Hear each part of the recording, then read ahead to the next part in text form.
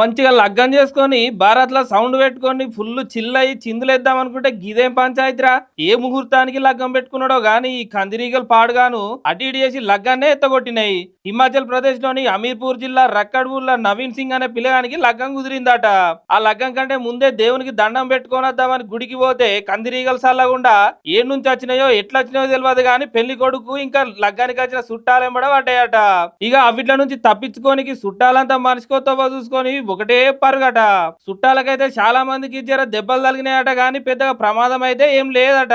అయితే లగ్గానికని పోతే గిదేం పంచాయతీరా అని వచ్చిన చుట్టాలు మెల్లగా తట్టా బుట్టా చదురుకొని బయట పడ్డరట. గివ్వేం కందిరీగలరా నాయనా, కావాలని పగబట్టి చేసినంత పని చేసినాయి. ఈ కందిరీగలు చేసిన పనికి పాపం ఇప్పుడు ఆ పిల్లగాని లగ్గం అయితే ఆపేసిర్రట.